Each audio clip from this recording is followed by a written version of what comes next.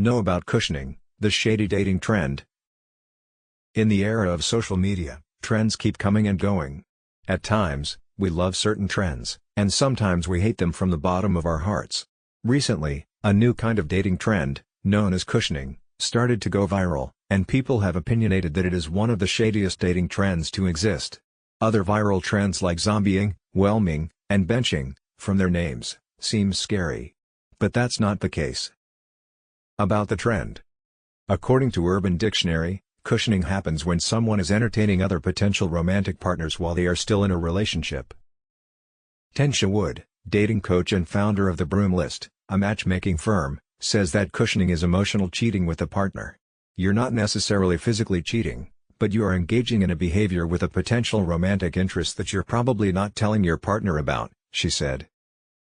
Well, some consider that the trend isn't all bad because when we are at the beginning of a relationship and unsure about our partner, we tend to look for another, and Maria Sosa, an expert for relationship app, Clarity, says that it is very common.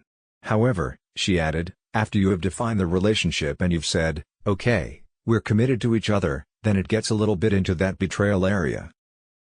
Why does cushioning happen? Cushioning is a result of fear, avoidance, and insecurity that stems from a relationship. People fear that a relationship won't work, and that's why we look for another partner.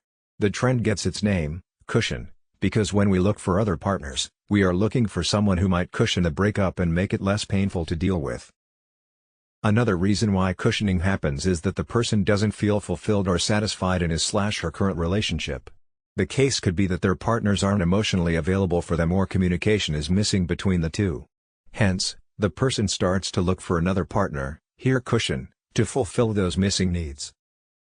Sosa explains that the trend justifies our human behavior. When a problem arises, we always look for ways to mellow it down and reduce the pain it can cause us.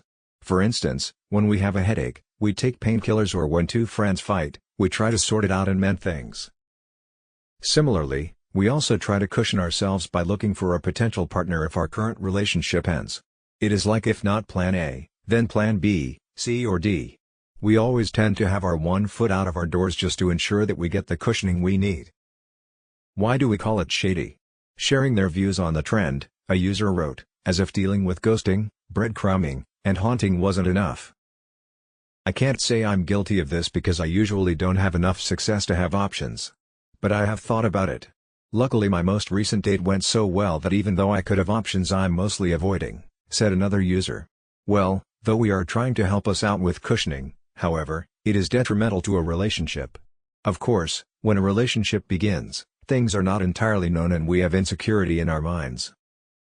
However, that doesn't mean we look for someone else, because if we do this once, we might do it again in our next relationship, and like that, the loop goes on. Hence, instead, we must figure out the relationship, get to know others and communicate our problems. However, if things don't change, we must tend things first and then look for potential partners.